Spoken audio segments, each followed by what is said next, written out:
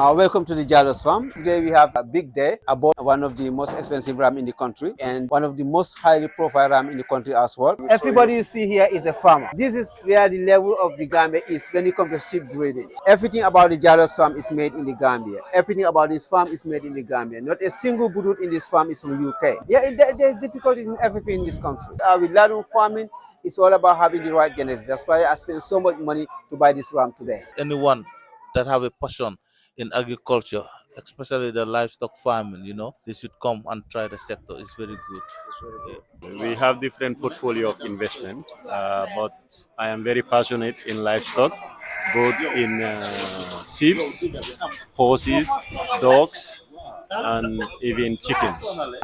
My final message to the viewers is that if anybody is out there who want to invest into sheep breeding, you should invest in sheep breeding in this country because it's a business that is valued in this country. It's a good, viable business, and there are so many things that can be done in this industry.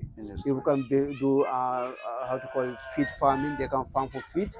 They can do butchery. They can do so many things. So it's something that I encourage people to invest into into sheep breeding. So And I will tell everybody, if you are buying ladum breed is all about genetics. What you are paying for is the genetics. you have to know the quality. The genetics of the sheep. Greetings, welcome back to Basic, welcome back to the reality of the Gambia. As I always said, we the Gambians, we the Africans can change the narrative of Africa by farming, agriculture, and by changing and developing our country. Repatriate back to Africa, the motherland, invest back in the motherland as the Jalos do. One of the biggest and the famous ladum farmer in the Gambia. He inspired a lot of African brothers out there to the Gambia. Welcome, and we will meet the Jalos farm, one of the best ram, ladum, bali,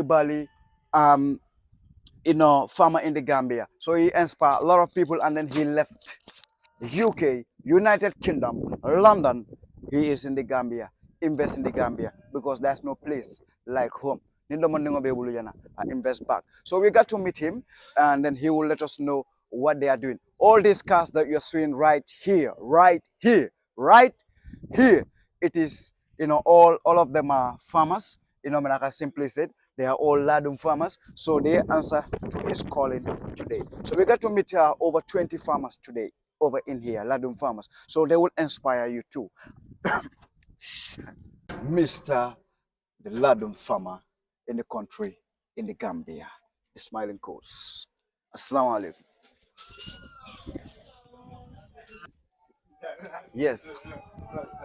Yes, greetings, Mr. Jalo. Your regards to the four corners of the world once again. Welcome to the Jalos Farm. Today we have a big day. We bought a ram, one of the most expensive ram in the country, and one of the most highly profile ram in the country as well. So we are doing the transfer from Belgian Trivi to the Jalos Farm. That's all the big farmers today are in the house today. They are at the farm today. So we go in and then we meet the farmers in, and then they will tell us more, and then we will Everybody you see here is a farmer. Everybody you see here has a farm. Wow. So this is where the level of the Gambia is when it comes to sheep breeding. Everybody you see here is a farmer, and he has a farm. And most of them left west side of the world, and most of them are from here. He's from America. Good. Your regards to the four corners of the world. Yes, he's from America. All right. So most of them came from abroad, and they're here now. Some of them are they're here from Gambia here. They started here, but they know there's something good in these things, and they're investing in it. And you get the belief that they get the belief that we can make it in our country.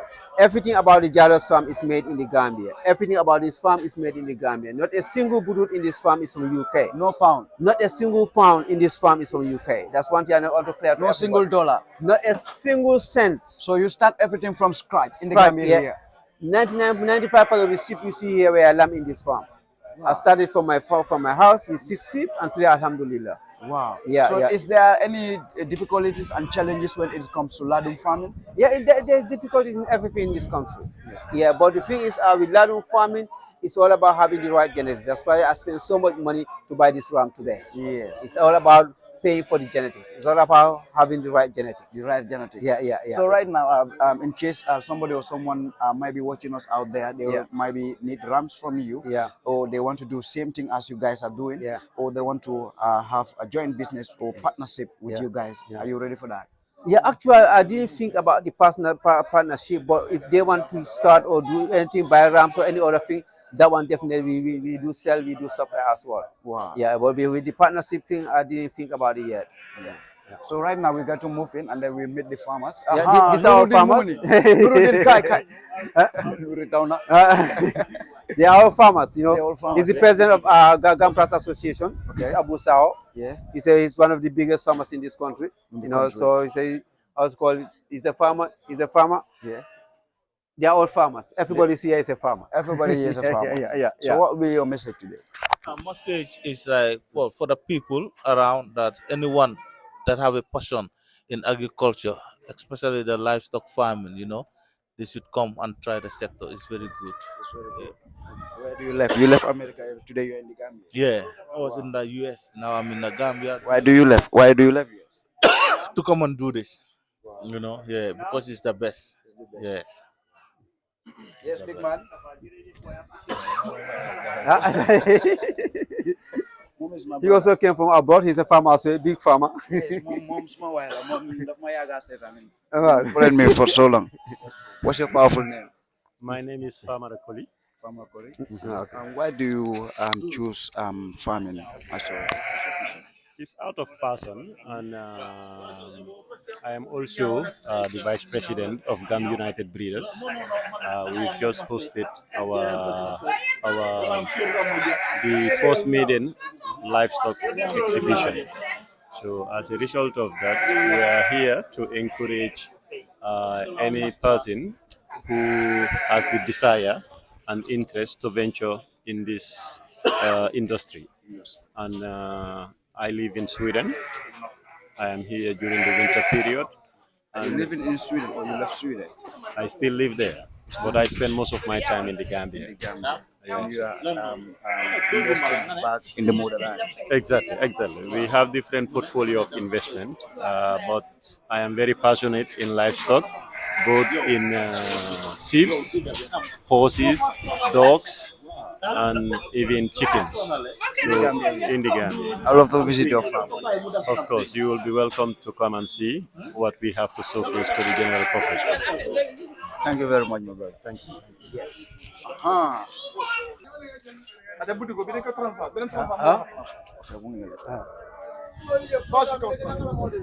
Musalo? Mr. Jallo, so you said this one is the most expensive. No, one of the most expensive in the country. One of the most. Yeah. So how much you bought this one? Well, what I can tell you, the compound is part of the deal. The compound? Yeah, not far from the beach. Wow. Yeah. And then you put some money out. Yeah, on top of it. exactly. Yeah. So if somebody or someone need this one from you, what would be the deal?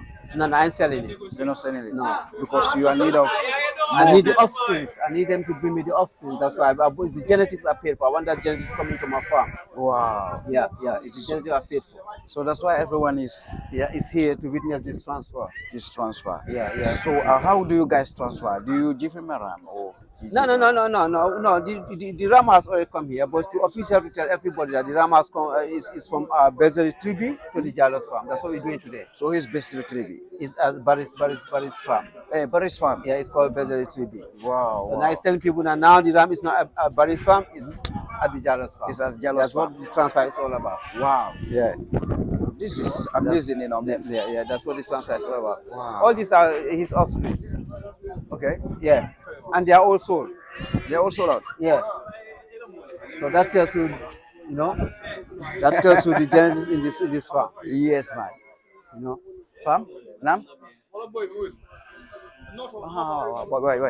Mom, how many?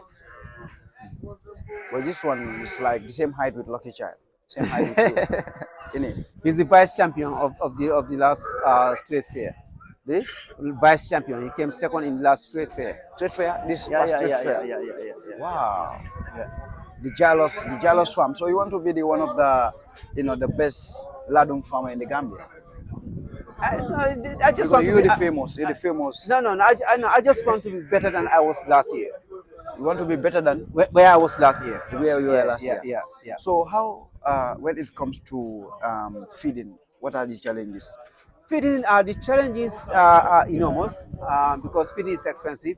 But you can see the grass at the back, so now I farm grass and stuff to help with the This is feeding. the elephant grass? Yeah, no, napier grass. Napier Yeah, grass. yeah, napier. Yeah. So normally they eat napier in the morning. In the evening they eat groundnut hay.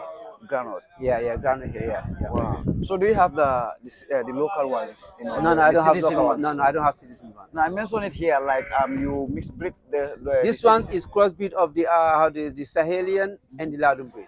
Okay, the Sahelian. Yeah, So which yeah, one yeah. is the Sahelian?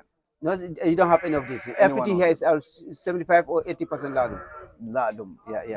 Wow. Because what I did, I took this Sahelian crossbreed with the Ladum, and I took the options, the female one, I gave it another Ladum, and I took the female and give it another Ladum as well. Wow. That's what you see here. Wow. That's why they look like Ladum, but they are not Ladum. They are not Ladums. No, they are not Ladum. No. Wow. But it's a mixed breed of Huh? Ladum. Huh? It's a mixed breed. Yeah, mixed breed of Ladum. Yeah, they are mixed breed. So Yeah. if you buy them still, it's Yeah, like yeah, you know, they're good. Yeah, they're good. Yeah. Mashallah. But this is for the market for the meat market. The meat market. Yeah. That's what I'm trying to And produce towards here. Sebastian Sebastian stuff like yeah, that. that's what I'm trying to produce here. Wow. Yeah. So as we always do it, we will set his number in the ending of the video. If you want to know more about ladum farming, or you want to buy it from him, or you need advice from him, I can simply just say he's the champion, he's the best out of the rest in the country. He lead and others follow. And then he do call every farmer come out, like number, just to witness this transfer that is belong to Jalos Farm. So what is the name of it right now? His name is Peter Gore. Peter Gore. Why Peter Gore? He's the son of Amina and Takasri. Amina and Tagasis. Yeah. Are they citizens from Senegal? No, they're from Senegal. They're from Senegal. For more than 40. He was born in Senegal. He was born when he was 1 week old. He was born when he was 1 week old. Okay. Yeah. It's a Gambian that bought it from Senegal. Yeah, when he was 1 week old. Okay. Yeah. He brought it. So you buy it when he's 2 or 3 years old. No. He's How old it is? I think he's 33 months old today. 33. 33. Yeah. Less than 3 months. Less than 3 years. Less than 3 years. Yeah. Wow. So you need more than 30 of it. No, not this one. The offsprings. Yeah, I mean need the 30 female of the offsprings. Wow. Yeah, Mashallah. That's great. Yeah. Yes. Then you'll be the last and final Okay. to close of the video. So I would love to meet the other farmers. No problem. Yes. Big man.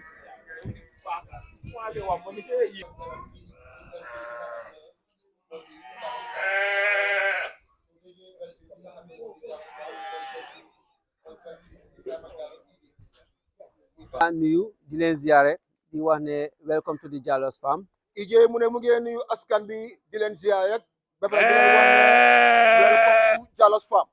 waaw di wax ne kontaan naa trop. Ije mu ngi wane kontaan na trop. parce que soo ootee ñu uyu si la loolu neex la. mu ne parce que tey soo ootee ñu uyu si la loolu neex la. soo seetee fii tey éleveurs yu Gambie yu mag yëpp a fi nekk. mu ne soo xoolee tey jotaay bi éleveurs yu Gambie yu mag yëpp ñoo agsi. waaw te di wax ne suma stare di kan kenn dama juum fii nii. parce que mu ne bu dooree lim dafa juum. waaye maa ngi apprécié ñu fi nekk yëpp di wax ne thank you very much for coming. tey mu ne apprécié nañu ñoom ñëpp amul dara lu mu wax jërëjëf. waaw lu ma wax mooy ne ñu bàyyi ñu ma wax lu tax ma jënd Peter Gore moo tax ma génnee tenga bii nii. mu ne ñu bari ñu ngi ko laaj lan moo tax mu jënd Peter Gore mu ne moo tax mu génnee tenga bi. Peter Gore dafa jënd Peter Gore jënd doomam bu góor. dafa jënd Peter Gore mu jënd Peter Gore doomam bu góor. doomam mi ñëw na stade di wàcce ñoo nekk li fi nii xale yu ndaw yi nekk si gannaaw fii nii. mu ne doomu Peter Gore bi dafa door di jur moo jur xale yu ndaw yu nekk si gannaaw fii. waaw mooy mu ngi tudd Ibrahima Traoré. mu ngi tudd Ibrahima Traoré. waaw Ibrahima Traoré nag 6 months la stade di toog moo tax léegi mu ngi 11 months doomam mi stade di ñëw. mu ne Ibrahima Traoré 6 months la door di toog waaye léegi mu ngi 11 months moo tax doomam mi door di juru. so loolu lu ma wax mooy xar 6 months mun naa toog. loolu lu ma firnde mooy nekk xar juróom benn weer mun naa toog. waaye bii léegi mun naa dem kon ka gis nañ ko ma continuer si wax ji naa mun naa dem parce que gis nañ ko mu continuer si wax bi.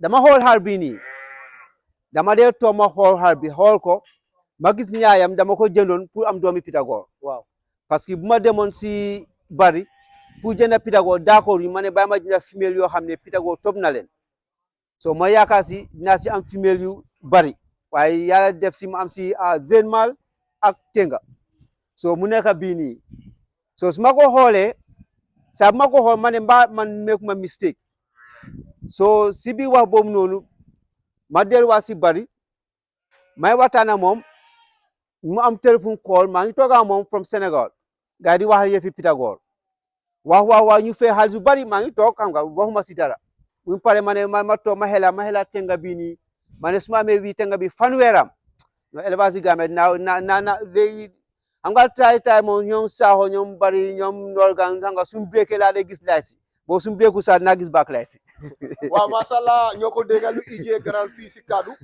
mu ne dafa jënd benn doomi Pythagore doom bi yéem ko doom bi maaga yam ak nu moo demee mu xam ne luy raam si ñax bi la jëm waaye mu toog dégga bari muy waxante Pythagore si prix waaye mu xam ne su amee doomi Pythagore fanweeri doomi Pythagore bii ñi nga xam ne ñoo ko raw moo tax ñi nga xam ne suñ déggaatee break si la moo gis break laa si yaakaar naa ne su demee dina jotante gars yi mu ne mooy kan Norgar Farm FP Sao ak bari si boppam waaw man ñoom moom léegi moom sax nga suñu breaku saa naa gis seen lampa ini so mu ne su nekkee gars yi breakuñ sax dina gis seen lampa nga tax su gars yi break la day gis la lay laa bi waaw waaye mu ñu léegi suñ breakul sax dina gis seen lampa yi so ma toog ma ne bari ne man daal dégg naa lu nga li nekk di wax yëpp suma waay nga waaye lii moom Pythagore su demee Sénégal def na di loo si Gambia la ma ne ko lu mu la fay du ma la ko mun a fay mun ma la koo fay waaye lu ma mun a def mooy ne nañ seen naka ñoo négocier ma ne ko waaw ma ne léegi dama jàppale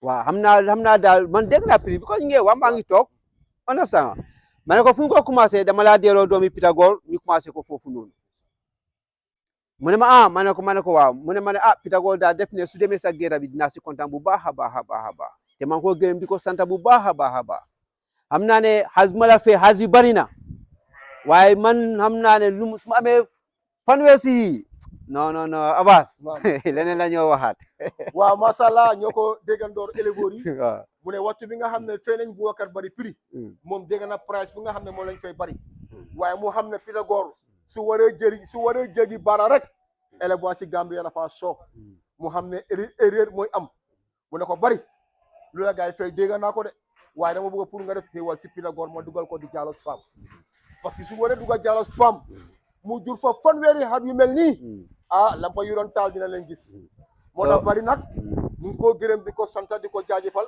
parce que bari dem fa si xéewal tey Pythagore dugal na Jallows Farm waaw def na di loolu dama ko apprécier trop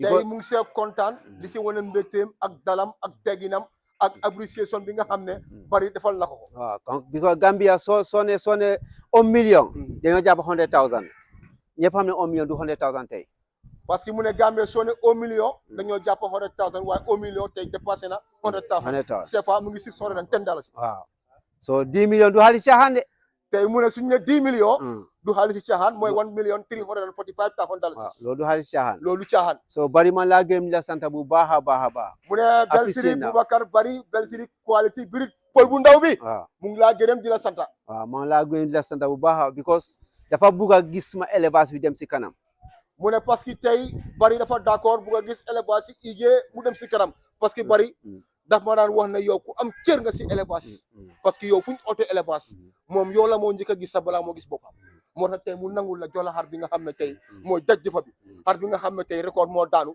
parce que si machine lañ ko budee isi ko Jallows Farm mooy dafa dugg a foire wane macération bi nga xam ne moom la njang baalo wane 1 metre 15 ñu isi war ko si Belsiri tri bi isi war ko si Belsiri bi nga xam ne mooy di Jallows Farm du ay fo du ay caaxaan record pilincu record daanoo ci na man daal xam na record daanu waaw lu ma wax mooy ne am na ñaar nit Gambia fii nii di Jallows Farm def ne man ma mun a toog fii may wax te ma fàtte ñaari nit ñooy nit yàlla yoo xam ne suñu gisee di Jallows Farm bugg a dem si kanam lu mun a def fu mu dem si kanam den koo def ijee mu ne munta wax te du gërëm ñaari nit yoo xam ne lépp lu Jallows Farm sumba si lépp luñ dugga pour jëm kanam dañ si dee taxaw waaw mooy bari su gisee lu mu yóbbu Jallows Farm si kanam neex na ma naxa dama dina ma ko wax tey bari su gisee lu yóbbu femme bi si kanam mooy Jallow femme dina ko wax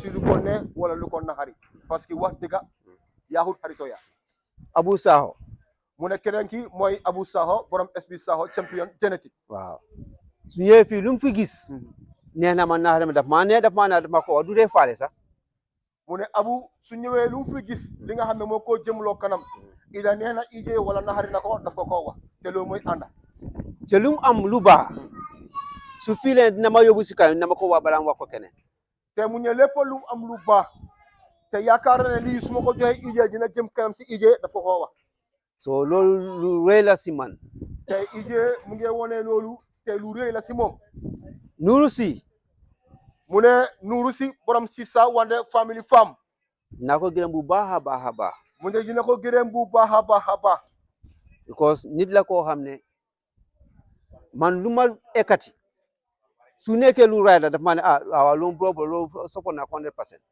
su nekkee lu raay dafa ne bro no fo ma loolu baax la mu ne tey Nuru Si bokk na si ñi nga xam ne tey ñoo ko tete ñoo ko advice su ekkatee lu baax ñu ne ko lu baax la su ekkatee loo xam ne baaxul ñu ne ko baaxul because soo seetee Pitago Nuru Si moom ma njëkk a wax ne kaa ñu bokk ñu jënd ko daf ko yaaga gum waaw daf ko yaaga mu gum ne ma kaa ñu jënd Pitago last year ñu dem si luuma bi dem ba Sénégal ba ñëw waxi Pitago leen doon wax daf ko yaaga gum ñu dem ñu ñaar plan ko jënd anga affaire bi demul so Nuru Si saxal ñëw na di wax waaw olof mu ne waaw ije ma yokke la si olof mu ne picca yu nuroo dunga ñooy naa wandoor te waa Nuru Si yaaga ngeen du tey ma ne ko foo gis ataaya nga gis sukur ama ne yaaga na ñoo ànda so saxal bi ñëw na duggee mu gën a am maana waaw xar baa ngi di Jallow fam waaye daal Sisa Wande fam am na si waala tey waaw ije mu ngi yëgal mbokki éleveur yi ne xar bi xari Nuru Si la tey mu ngi Jallow fam waaye xari Sisa Wande family fam la parce que ànda bu yaaga bi so maa ngi nuyu yëpp di gërëm ñëpp ije mu ngi nuyu ñëpp di gërëm ñëpp di leen sant waaw di wane su ma ne dinaa lim kenn fii ni moom everybody is my friend fii tey mu ne su nekkee dafa lim rek dina juum waaw everybody is my friend waa ji wax ne ñëpp askan bi ñëpp teew nañ ñëpp agsi nañ ponkali agsi nañ ñu fi nekk yëpp ma jox cër ñëpp laa jox cër tey ñu fi nekk ñëpp ko jox cër sa ñëpp la jox cër sa jarbaar sa agsi na waaw ñii moom soo maa ngi ne Ilen waaw ak Jeynaba waaw yéen daal mi ngeen a def si élevage bi apprécier nañ ko Ilen ki nga xam ne mooy yaayi boy si jabari éleveur yi madame Saho first lady xar bo bés SB Saho xar yëpp moom lañ tudda Ilen waaw loolu moom maa ngi leen nuyu di leen gërëm bu baax a baax seen teewaay fii nii kontaan naa si bu baax a baax apprécier naa ko a lot mu ne teewaay bi nga xam ne Jeynaba teew na fi mu ngi ko apprécier di ko wax Jeynaba jaajëf ñaari jigéen mi mooy Ilen Balde Saho ak Jeynaba di nuyu ñëpp di gërëm ñëpp di wàlle ñeen yëpp jërë ngeen jëf apprécier naa leen bu baax a baax mu ne mu ngi nuyu ñëpp di gërëm ñëpp di leen wax ne jërëjëf apprécier na seen teewaay si Belsiir bi nga xam ne mooy di Jallow fam ci transfert bi nga xam ne Samboo Sa Jur Network moo ko joxe waaw waaw bii moom léegi mu ngeen a def lu ngeen war a def di wax ne léegi seen ñaani yàlla na ko yàlla nangu te xam naa ne da ngeen ma amal xol bu set because ñu fi toog yëpp everybody fii nii fii ñu fi toog yëpp anybody ko ma fi gis am dama it's like a brother to me tey ije mu ngi wane ñu fi gis ñëpp bu leen xoolee dafa mel ni ñoo bokk ndey ñoo bokk baay they are like brother to me dañ jaar fu jaaragay fu sori yoon bu yàgg bi te xam naa ñe yëpp xol bu set leen ma amal moo tax how to call it bunu mën a def fii without having them anyway tey nag balaa ñoo dem foog ije mu jox naataangoo yi wax mu jox xaritam yi ñu garal tuuti seen kaddu si Belsiir bi tey ku mel ni SB Saho ku mel ni Boubacar Bari ku mel ni borom Sisa Wande family femme micro microphone ya ibeeku na pour yéen waaw waaye dinaa wax leen tëjee ko benn di waan jeere nekkul fi ndeysaan waaye jeere moom naa ko gërëm sant bu baax a baax si Pythagore tey mu ne jeere nekkul fi waa ji na ko gërëm di ko sant si Pythagore de bu ma demoon pour jënd Pythagore waaw jeere moom man doon reer mu ne man ije kaay ñu wax si Pythagore kaay mu ne bés bu ñu demee pour jënd Pythagore mu ne jeere moo ko oo fekk mu ngi reer jeere mu ne ko lépp loo def bàyyi ko nga ñëw ma dog reer ma dem da dee na déggoo wuñ de waaye def na effort bi magi ñu ne soo bàyyee reer su koy dem daf la jaral reer dafa dog reer uti li nga xam ne moo ko jaral reer waaw déggoo daal waaw da dee laa mujjee jënd falima mu ne da dee déggoo wuñ waaye mu buddi waat keneen ki nga xam ne Pythagore moo ko topp waaw ma jënd falima tegawaat waa jeere soo ma laa ne ene bi mut na Pythagore ñëw na di Jallows Farm. tey Jeyra ñu ngi laa jaajëfal si éne bu fet boo amoon pour Pythagore dugg si Jallows Farm. waaw ñu ngi laa woon ne Pythagore dugg na Jallows Farm. waaw so léegi man laa bàyyee nga MC ko c'est ko naka ko bëgg a defee yëpp mu sa loxo léegi. waa di wax rek ñu taataan rek ñi nga xam ne tey ñoom nga àndal liggéey bi ñoom nga ko suma pour livestock yi bi demaat beneen level di la wane borom esprit Sakho. maa ngi nuyu suma mbokki éleveurs yi yëpp yéen Abou ñëpp Sakho ku mu ne nekk mu ngi sa nuyu tur ak sa mbokki santa éleveurs yëpp. di nuyu suma jabar première dame first lady mu ngi nuyu ki nga xam ne mooy sim card ak mobile. mooy kan mooy Hélène première dame first lady. di nuyu Jeynaba ak Joe mu ngi nuyu Jeynaba ak Joe. waaw di leen wax gis nga élevage Gambia mu ne élevage si Gambia. loolu nii gis nii la wala mel mu ne ñoo leen di gis nii la war a mel. waaw bu kenn ootee ñëpp ñëw mu ne bu kenn ootee ñëpp uyu si. ñu ñëpp dañ wala kontaan bugante ene wante jaama mu ne ñëpp ñoo war a kontaan bugante ene wante jaama.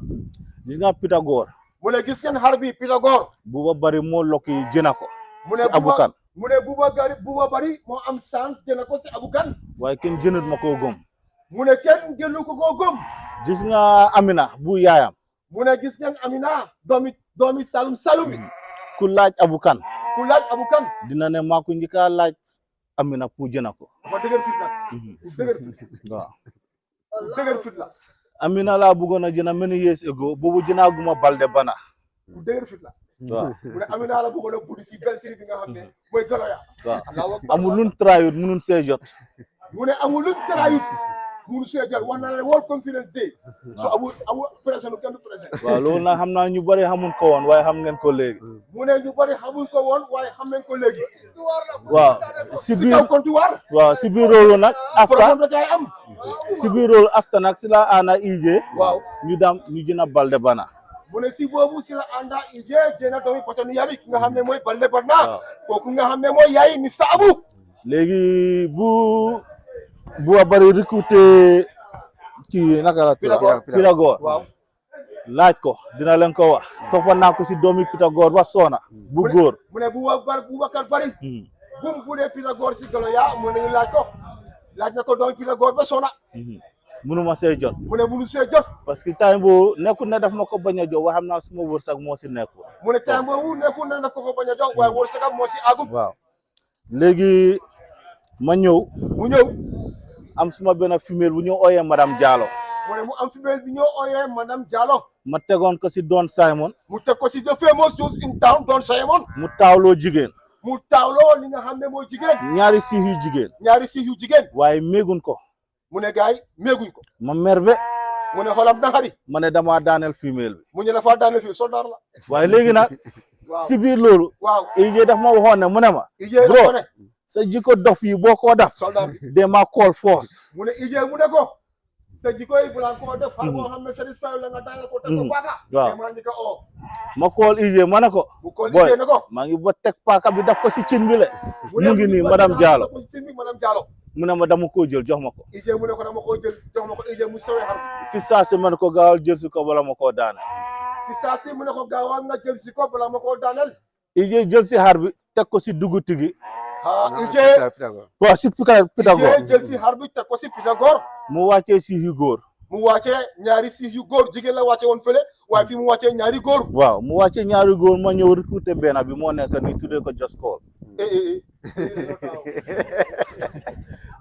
na aba histoire mu ci ngi kaw nii comptoir waa grand transfert foofu ni taxaw càmbar ko waat mu ne parce que dafa tuddee xar bi 3-1 3-1 3-1 2 Just Call dafa tuddee xar bi waaye Just Call bi nag waaw ñaari turandoor la am mooy last number bi 2 la am mu ne ñaari turandoor waaw la am kenn ki yow la kenn ki man la du ay keneen ki nag moom war ngeen koo xam mooy kan I just call to say I love you love in the air yaa ngi gis ay góor waaw. ay caaxaan So- love in the air grand transfert kon nag waaw war nga ni xam ne waaw bu ma duggee sama sa jur network te maa ngi am maal yu baax Waaw. yu ma liggéeyee du ay fo du ay ne caaxaan leen yéen ñëpp ne leen Pythagore waaw ku nekk dafa war a try am doomam bu góor lu mu bon bon try liggéey si Pythagore góor la du góoru waaye Abou Sakho mu ne Pythagore ku nekk war naa try am doomam bu góor man ku ma xam ne dama lead by example Abou mu ne ku ko xam ne dafa lead others follow he lead by so lu ma doon wax si Pythagore rek ne képp koo xam ne amuloo jeune mal boo mun a liggéeyee traya ut si doomam liggéeyee ma jiitu si doomam mu ngi nii su mu ne magee dama képp ki see nga xam ne liggéey bu neexee da yàlla nga bugg a liggéey si seen maal Pythagore mu ne tera nga ut seen maal moom gisu na si isi na doom bi nga xam ne mooy Just Call borom ñeebey kii foog ñu ñëw tuddaat ko parce que Just Call la tudda du ay fo du ay caaxaan waaw anytime soo ko koolee am ko di gërëm buuba bari si lu mu joxe Pythagore IJ ñu ngi gërëm borom Belsiri tri bi tuwal si lu mu joxe Pythagore IJ man la ko war a jox waaw ba koy nag di ñaanal IJ tam nag pour xar bi barke fi comme nu mu barke si tili bi mu ne mu ngi ñaan xar bi mu barke comme nu mu barke si tri bi waaye waaw. duwaa moo ne duwaa pour xar bi barke rek maa fekk ay fo te xam naa ne bu neexee yàlla doomam bu jigéen waaw. bugga naa ko waaw Abu Saho mu ne su soobee yàlla doomam bu jigéen taxaw na bugg na ko te yaakaar naa ne su rote si Belsiri bi dina ko am parce que moo IJ sotti ko ak def ko si la waaw te xam naa bu ma ko amee waaw first thing lu maa def mooy teg ko si Warrior King doomi doon Simon bu góor mu ne su amee lu mu ko def mooy ana Farik dégg na ne gars yi teg nañ ñi nga xam ne tey mooy couragement bi su xar bi juree mu ngi koo teg si doomi Warrior King parce que couragement yow la ko bàyyee Farik waaw te Warrior King nag waaw Warrior King ku ko xam trondooram soldaar bi Fatajo mu ne Warrior King du ay fo du ay caaxaan mooy Fatajo mooy soldat bi waaw IJ so loolu la rek Abbas li laa amoon pour wax rek ne ñun éleveurs yi nen gëm suñ boppa gëm xar yun yor ndeysaan understand na Sénégal ñooñu si jiitu ñooñu ëppale xar soo xoolee population bi waaye ñun suñ little percentage bu ñu am nañ ay xari qualité ñun fii nen try jëna si suñ biir Abu Saho lu moo tëj balaa ma wax mooy nañ góorgóorlu ñu ni neen ñuy jënante suñ biir ñu try ñu ni neen dina wax ne suma boos ak si na si jotaay bi ki nga xam ne mooy ambassadeur mooy borom laadum génétique tey nag dañ ko fee teg tig boor yi ñu ngi dalal ki nga xam ne mooy borom Belsiri tri bi mooy ki nga xam ne mooy ndaanaani olof dalal si Belsiri bi nga xam ne sa Belsiri la Belsiri bi nga xam ne sa doomi ndey la IJ yaa moom sotti ko ak def ko si la aga ngeen suba aga guddi aga bëccëg yaa IJ yéen a bokk élevage bi te IJ moo jëloon maam Bala jox la ko nga teg ko podium bu am ndam tey nga jëlaat Pythagore joxaat ko da nga delloo buy bi sa mbor bi te fay nga bor jar ngaa lebal bor jox naa la may nga wax askan waaw asalaamaaleykum maa ngi nuyu ñëpp di ziar ñëpp dina kontaan naa Abbas si transfert bi niñ ko nekk di defee nii Boubacar Bari mu ne mu ngi nuyu ñëpp di ziare ñëpp ne kontaan na transfert bi niñ ko defee nii waaw xam nga bro waxoon na ma ko nañ def transfert ma ne ko jaru ko parce que man programme yi nii kiiwu ma ko waaye yàlla def ne nag gis naa lu mu doon wax quoi dafa am solo Boubacar Bari daf ne ko buñ def transfert jaru ko waaye mu ne ko jar na ko forot dafa jeex si élevage si laadum sama sa jur ndeen roog su la joxut transfert amuloo ko ala kayit bi génneel ma ko génneel ma kayit bi non non génneel kayit bi dafa teel bisimilah waaw Abbas di nuyu ñëpp ñu fi teew tey Boubacar Bari mu ne mu ngi nuyu ñëpp ñu fi teew ku nekk sa tur ak sa santa waaw rawatina suñu président xam nga mënoo fi nekk di ki noyuloo président mu ne rawatina ki nga xam ne mooy seen président muy président yi Gampras muy Abu Saho waaw di ziar suma waay ki sëñ bi Samsidine mu ngi nuyu sëriñ Kanté bi ki nga xam ne mooy sëriñ bi muuf leen Samsudine waaw di ziar ñëpp daal mu ngi ziar mboolem kul éleveur su limee mu juum waaw dine Abbas berger kii bi mooy femme bii nii mooy femme Diallos femme femme boo xam ne la suma femme la comme nu ma leen ko waxoon mu ne Diallos femme boo xam ne moom femme am la waaw kii fu ñu xamante mooy comme li ngay wax na bergerie bi laa tabax bees mu ñëw ko bëgg a xar la tamul du gis loolu mu ñëw gis berger bi loolu impressionné ko waaw mu am nag ku ñu boole mooy ñoom jeere xaritam caam mu boole mais depuis boobu bés boobu bu ñu gisee ba tey yàlla def na léegi dem na ba nekk na famille suñu njaboot dañuy demalante waaw léegi nag da ngay gis ni IJ lii nii daf ko mérité du hasard Boubacar Bari mu ne moo IJ ba suñu xamante ba tey dafa nekk li nga xam ne mooy famille njabootam ak njabooti IJ dañoo demalante ñëwalante waaye mu ne IJ lu am ni tey si Pythagore du sens lu mérité la waaw parce que su gisee lu baax dala koy yéene parce que IJ su gisee lu baax daf la koy éene waaw léegi nag yow tamit amul li nga mën a def lu dul loolu mu ne yow tamit amuloo dara loo mun a def lu dul nga fay bor bi. parce que boo rappelé nga fii nga ne ma Mambala moo ma ko jox. waaw Mame Balla moo la ko ekkati woon joxoon la ko. effectivement gis nga moom bu wóoloo nit. da lay wóolu. dëgg du wóolu ba pare di yurundo. Mambala bu nga ko gisee mu dem gis ko munuma moo xam na newoon na ma ñu ànd mais awma woon jot ma amoon fi ma demoon mu dem gis ko bu ma ko gisee mu ne dëggoon ak Xaadim mu laaj ma ndax baax na ma ne ko bu fekkee feebaru goobu gëmu jër la. ndeysaan mu ne bu moo jël ak Mame Balla si Belsiri bi nga xam ne mooy Belsiri Bamba fépp muy Belsiri Xaadim Bule ma ko nuyu di ko ziyaare mu ne dafa kool ki nga xam ne mooy bari mu ne ko su nekkee xar bi feebarut gomal nga jël xar bi dem liggéey. waaw parce que man xam naa lu mu doon jël man gisoon naa xar bi xar bu baaxoon la. parce que bari mu ne xam na lan la doon jël moom gis na xar bi xar bu baax la ñaari ndaanaan ñoo ko seeta mu ñu dal leen Mame Balla. effectivement léegi gis nga ne yéene boobu noonu yéene bu baax boobu. moo dem moo dellu si man. olof moo ko léeb ne ene néeg la borom ma ci fanaan ene bu baax boo ene woon kii nga xam ne mooy Ije tey moo ñëw feeñ ñi si yow. waaw te loolu dama koy wax saa su ne éleveurs yi. te mu ne loolu waxtu bu nekk daf ko wax sàmmkat yi. gis nga boo gisee dara mu baax nga yéene ko sa morom yow instant yooyu parewuloo nga yéene ko sa morom yàgg-yàgg yàlla da koy dellu xar yi de xaw ma leneen waaye xar yi yàgg-yàgg yàlla day delloo loolu sa loxo. mu ne soo gisee lu baax nga ene ko sa mboka mu ne yàgg dafa delluwaat ci yow ci xar yi. waaw loolu laa jàngat du benn yoon du ñaari yoon la ñu am. loolu la jàngat si laay stock yi laadum du benn yoon du ñaari yoon. waaw di ko gërëm bu baax a baax. mu ngi gërëm Ije bu baax a baax. parce que xar bi ñu bëree bëri ñoo ko bëgg. xar bi ci nga xam ne mooy doomi Amina bi di doomi taxasi rëpp mu ne ñu bëree ko bugga te loolu ñëpp a si d'accord. parce que tey boo gisee ma ne ko woon bugguma sax mu transféré ko loolu bokk na si. mu ne tey soo gisee lu tax buggutoon mu transfert ko loolu bokk na si parce que xar bi ñu ko bugg a bëri. waaw boo gisee tey depuis ñu ngeen defar posta bi. ngeen dugal ko. woo nañ ma partout di ma ne ndax jaay naa xar bi ku nekk di ma ne moom lu tax waxuma ko woon moom bëggoon na xar bi.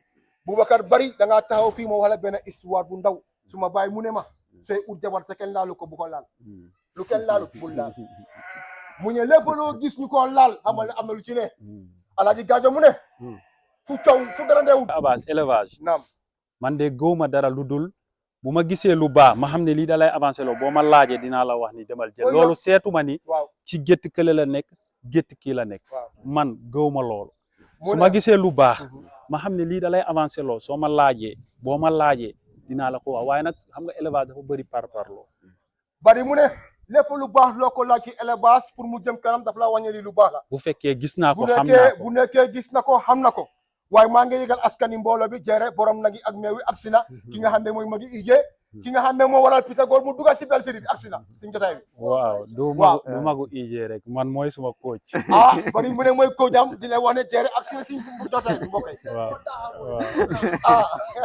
ah loolu di ko daa man mooy suma coach moo may defal nii defal ne le masha Allah ok léegi li may gàttal daal mooy Ije yàlla na ko lii jig amiin amiin amiin man xar bi wax dëgg yàlla lu ma defal si élevage mënuma la ko wax Abass leer na xar bi dëgg la jural na ma ay doom fu mu nekk nii 15 doomam laa yor yu jigéen yu jigéen non 13 yu jigéen ak ñaari yu góor yu ma jigéen waa masha Allah ñoo ko déggandoor yàlla bu si cat duga Boubacar Bari gar na kaaju ne Pythagore jural na ko baax si bu takku tatin doom yu jigéen ak ñaari góor ñu ngi koo ñaan yàlla ko yàlla barkeel bem barke comme weeru koor buñ jógee nii naam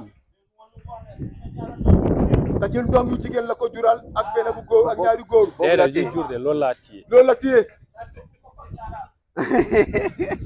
ana sëriñ bi Abass gis nga xar bi dafa am lu muy yokk si gétt xar bu am barke la mu ne xar bi nga xam ne mooy Pythagore xar bu am barke la dafa am lu muy yokk si gétta bu mu duggee suma bergerie dafa am lu bëri sax lu mu changé foofu ak bu mu fa génnee loolu laa dee wax tooñee Ije bés fu ne ma ne ko il faut affaire bi dama koy jëliwaat moo tax bëgguma woon transfert suma affaire kii rek ma dem jëliwaat indi mel ni dara xewut mais lii nii xam nga Ije dafa muus transfert bi ni ñu ko defee nii mënatuma jëlaat xar bi jël loxo foofu grand transfert wolof mu ne sooy fasi sa jabar da ngaa xool na suur nga da suur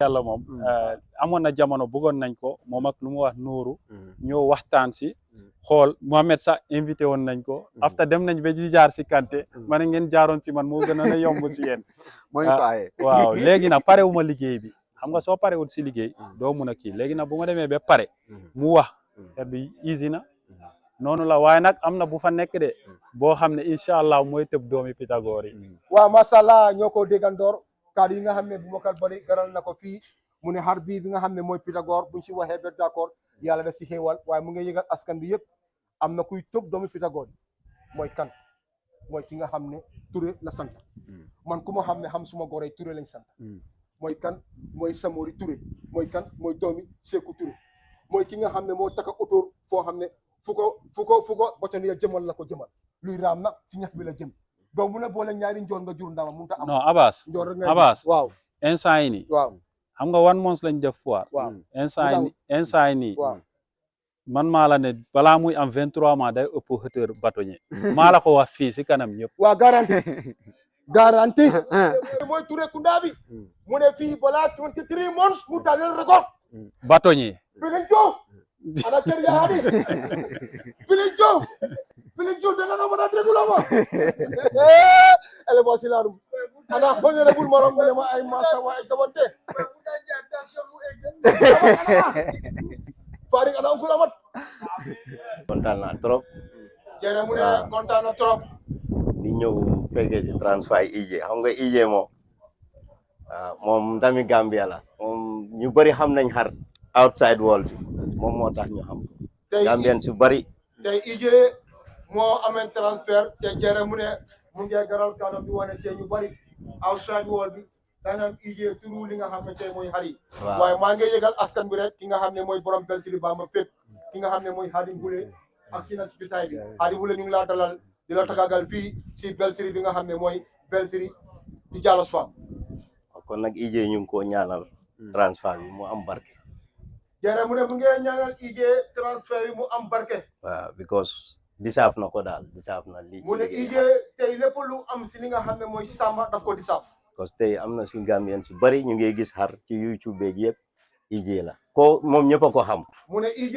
mooy ki nga xam ne ñëpp a ko xam tey soo demee Facebook YouTube Instagram ñëpp a xam IJ waaw loolu tam lu baax la mu ne loolu lu baax la tax na Gambien yu bëri ñu ngi sawar di dugga ci yar bi mu ne IJ tax na Gambien yu bëri ñu sawar ñeme li nga xam ne tey mooy yaram jur bi waaw because soo nekkee Angleterre nga ñëw bàyyi fa yëpp ñëw toog suma raka bi nekk Angleterre loolu la ma mu ne affaire IJ moo tax moom dafa bugg a ñëw moom tam bu yar xar ba waa bàyyi Angleterre ñëw mu ne soo bàyyee Angleterre yëpp nga ñëw sa réew nga toog yarum jur ba nga xam ne tey moom rakam bi nga xam ne ñoo bokkal ndeya baay mu ne moom sax dafa bëgg a def lu IJ def mooy mu ñëw yar jur mu ne moom IJ la dégg mu ne ma ndax xam nga IJ ma ne ko waa xam naa ko mu ne ma kooku moo tax man dama bëgg a ñëw Gambia stade di yar xar waaw masala mu ne rakam daf ko doon laaj nga xam nga IJ mu ne ko waaw mu ne ko kooku moo tax ma bëgg a ñëw Gambia man tam ma stade yar xar waaw so moo tax nag nañ ko ñaanal rek IJ moom su yokkoo rek yëpp ay yokk élevage Gambia bi moom dina yokk mu ne IJ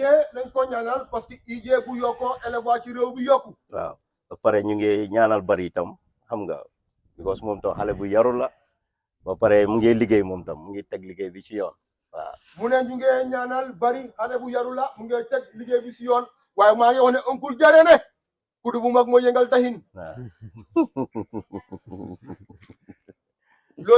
loolu la jere garal fii si kaddu waaye balaa ñoo dem rek foog ma oo Farid mu garal ñaari kaddu si croisement Farid nga wax askan bi tey noo gisee transfert bi parce que yow yaay booy oncle amat yéen ay taxa ngeen sama mbokki éleveurs yi maa leen naa nuyu di leen jaajëfal bu baax Farid nuyu na askan bi di leen jaajëfal waa di nuyu ñëpp képp ku nekk sa tur ak sa santa mu ngi nuyu ñëpp ku nekk sa tur ak sa santa waa di jaajëfal champion bari mu ngi jaajëfal champion bari ba pare di congrats champion IJ mu ngi congrats champion IJ waa di wax lii alhamdulillahi rabbil alamin la mu ne mu ngi wax ne lii sant yàlla la because of lii ku gis teewaay bi rek xamal ne ñëpp dañ ciy kontaan mu ne ku gis mbootaay bi mbooloo bi rek nga xam ne ñëpp dañ ci kontaan amaana xar bi mënoon naa dem Sénégal duñ am teewaay bi mu ne amaana xar bi mënoon naa jàll ba dem Sénégal duñ am teewaay bi waaye lii lan la moo firndeel ne óoluwante door na di am suñ biir mu ne lii lu mu si jàngat moo nekk óoluwante door na di am suñ biir because of man yaaga naa wax ne Gambia toll na foo xam ne képp ku nekk sambaar lu ko yokka mu si réew mi mu ne Gambia toll na fi nga xam ne ni ku nekk sa mbaar lu la yokka mu ci réew bi jaru jégaani so jaru ko Jaru so man gisuma loolu because of soo wëree foire bu jógee passé nii waaw xar bu nekk maal bu nekk ñëw na faa doomam mu ne tey soo xoolee foire passé nii mooy foire guuba bi Gam United Breeders Association si njiitali ki nga xam ne mooy Moustapha John mu ne soo xoolee mbaar yi mooy nga xam ne xar bu nekk ñëw naa doomam waaw te xar bu nekk lum jur 5 war ngaa xam xar bi lii la foor mu ne xar bu nekk soo xoolee lum jur si 5 doom nga xam ne xar yi di ay foddu ay caaxaan waaw so foofu noonu yow si fekkee ne sa mbaar am na lu fa nekk lu sa xar di def lu ko yokka soo wëree si mbaar yi di nga gis maal bu ko def mu ne tey sa mbaar su nekkee lu la fa manqué nga bëggal lu ko yokka soo wëree woon si foire bi si mbaar yi di nga gis xar boo xam ne mun na ko def sa mbaar so da nga gis ne loolu yokkute la si élevage mu ne loolu yokkute la si élevage léegi jamono yooyu noonu passé na léegi jamono yi yuñ nekk nii Gambia fii nit ku nekk soo buggee maal xam luy yokka sa mbaar mu ngaa dugga si bergerie ku nekk nga konko nga jël fa xar bu mun a yokka sa liggéey man nim kol ko jani ibe wulo ko no ñino balundi ye suuta balundi loolu la faadi di wax xar bu nekk mbaar bu nekk lu la yokka mu ci réew waaw so nañ taraay ñu ñëpp ñu am that belief ba pare xam ne élevage bi amul tënka mu ne nañ taraay ñu am gom-gom boobu ba pare ñu xam ne élevage bi amul tënka nit élevage bi business la élevage bi business la nit ki nag war dina la wax de waaye yow yaa moom sa xaalis mu ne nit ki nag dina la advice de waaye yaa moom sa xaalis yow daal lu laa yokka foo ko gis fu mu di nekka dugal si kooku nga jël ko faari garan la kaadoo mu ne nit ku nekk lu la yokka foo ko gis dugal fa nga joxe sa xaalis nit ki soo leen du wax sax waaye mu am li nga soxla waaw yow li nga soxla mu la fa tax a jóg demal nga jël ko nga dem sa yoon mu ne su nekkee yaa nit ki jubóowu leen sax waaye nga gis li nga xam ne moo la yokka si mbaaram jugal nga dem fa duga fa soo nañ taraay rek yàlla baax na incha allah fu ñu bugg a àgga si élevage bi nañ fa àgga nañ taraay yàlla baax na incha allah fu ñu bugg a àgga si livestock bi dinañ fa àgga ba pare di ñaanal champion IJ bi tamit xam nga yal na ko yàlla barkeel mu ngi ñaanal champion IJ xar bi yal na ko yàlla barkeel lum si séentu yëpp yal na ko yàlla defal lu ko ëppa lum si séentu yal na ko yàlla defal lu ko ëppa waaw yàlla sutura ñu musal ñu si élevage mu ne yàlla sutura ñu taagaa ñu jàppale ñu si livestock bi waaw di leen jaajëfal bu baax di jégalu si wax mun nga ni jaajëfal bu baax di jégalu si wax bi ko koy Farik borom nañ coo tey moo garal kaddu bi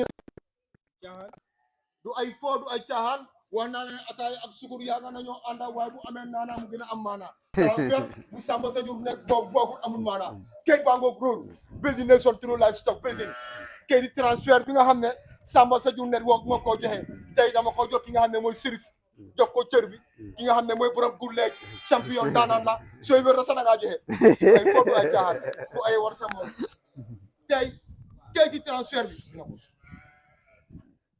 tey kayit di transfert bi mu ngi jógee ko si bergerie bi nga xam ne mooy quality bi tur day tey bu nga kat bari boo tuddi yëpp jël bergerie tuddee ko quality prix su ma duggee si maaram xarit maay gis yëpp ñu nekk quality ma xam ne tur eeg na tur uy na borom Abbas waaye naam bëgg naa ma short video si English because dama am a lot of followers nga me angale leen di laaka su ma dugalee lii waaw dañoo de maa nekk di koole di ma laaj xam nga lan la wax IJ mu ne bëgg naa dugal short video si kàllaama nasaraan parce que tey Welcome to the Jalos Farm.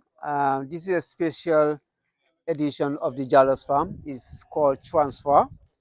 What we're doing here today is we're transferring Peter Gore, one of the most expensive ram in the country, from Bergerie 3B to the Jalos Farm. And I know most of my viewers would like to know what we're talking about in our local languages as normal. They'll be calling me, texting me, and asking. That's why I do this video just for you. My humble followers, I appreciate you. So this video is for you. This is Peter Gore. You should know from today that it has been transferred from Bergerie 3B to the Jalos Farm. Peter Gore is the son of Amina and Taka Strip.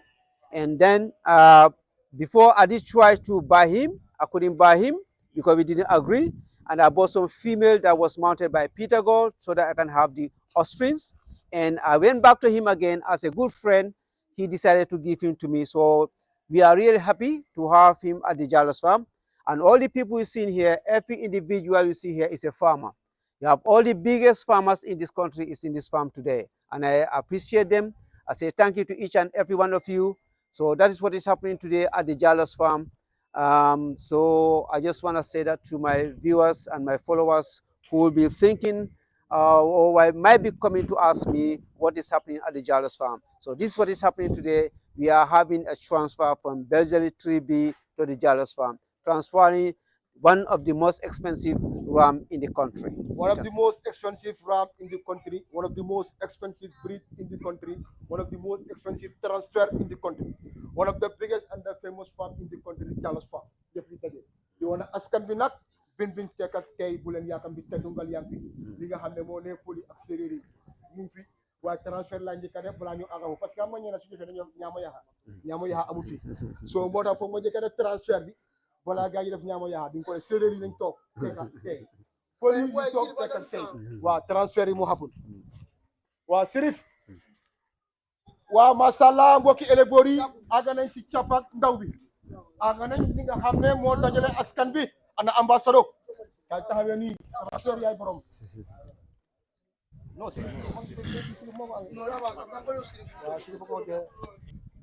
wa masala mbokki éleveur yi mbokki sambakat yi Bergerie bi nga xamne moy di Jalos Farm mu ngi nuyu ku nekk sa tour ak sa santa ci transfert bi nga xamne moy transfert yi Pythagore transfert yi Pythagore muy xar bi nga xamne tay ñu ko jëlé ci Bergerie bi nga xamne tay kuñ o laadum samam fa lañ ko baké moy Bergerie Galoya xari yépp buñ leen tëgee fu ñoo dellu mooy si abukan te buñ sañoon laadum santakan fa la xar bi jógee yaayam mooy Amina histoire du ko fàtte parce que Amina mooy mère femelle si Galoya moo jur Pythagore Tariq mënu koo fàtte Tariq bind na ko waaye ñu teg ko ki nga xam ne kan mooy Taxasirib mooy doomi Rand ki nga xam ne mooy doomi Rand mooy seet si ki nga xam ne kan mooy magistrat moo jur xarban xar moo jur ki nga xam ne tey mooy Pythagore abukan ak Bokar Bari ñoo lekk loo bu Pythagore judee mu ne kon daanaan laa buga abukan ne kon daanaan jur na suma mbaar kaay nga seeti ko si 1 week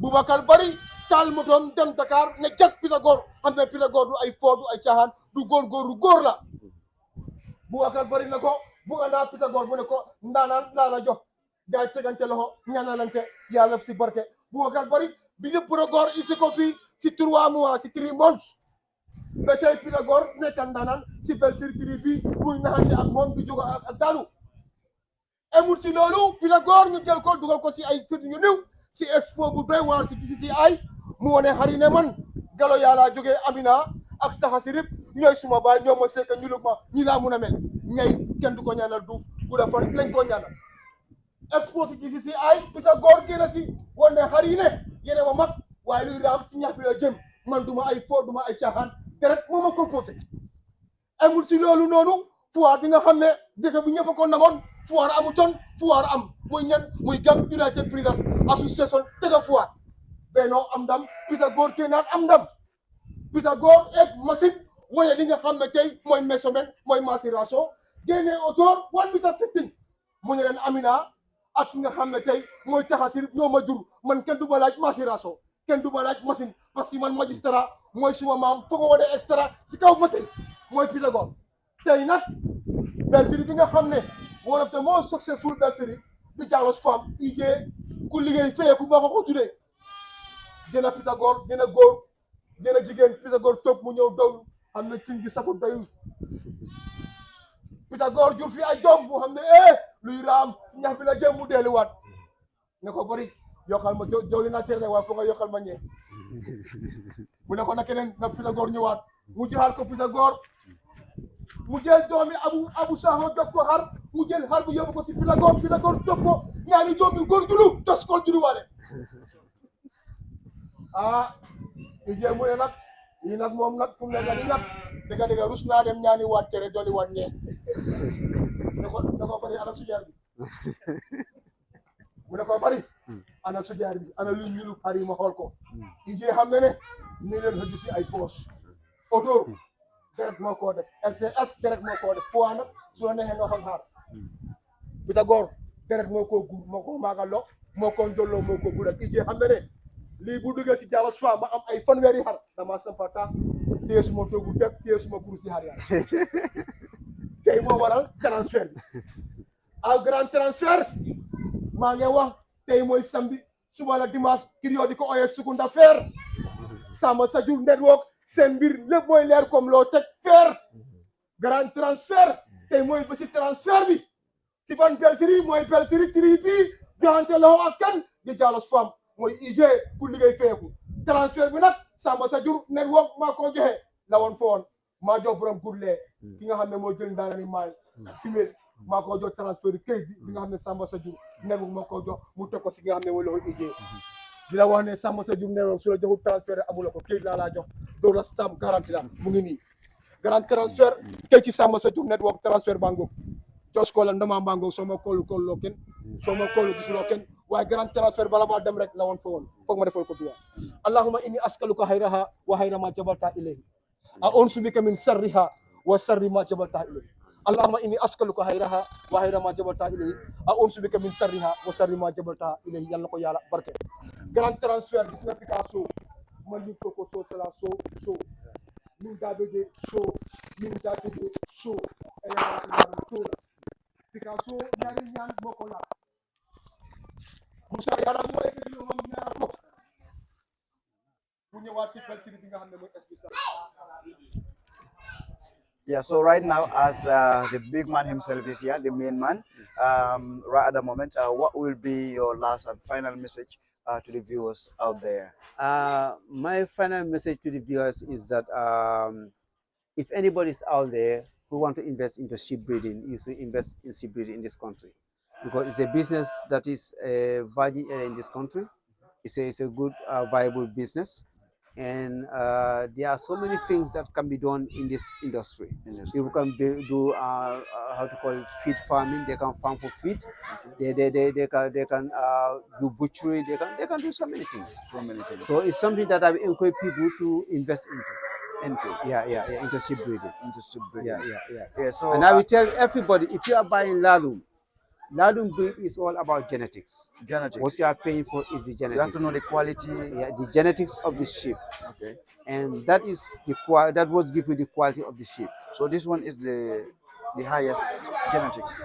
No, it's on the top genetics. This Top one, yeah, genetics. yes, I'm on the top. He's the vice champion of the Gambia, Of the Gambia. and his grandparents have been champions. You understand? Yeah. Yeah. You know, it's just like if you say football, you say Ronaldo's son get married to Messi's. Let's say Messi has a daughter. Ronaldo's son get married to Messi's daughter. Yeah. When they have a child, everybody want to scout that child. Yeah. Everybody will want to be the coach. So this is the thing with this sheep, you know. Okay. Yeah, the genetics counts a lot.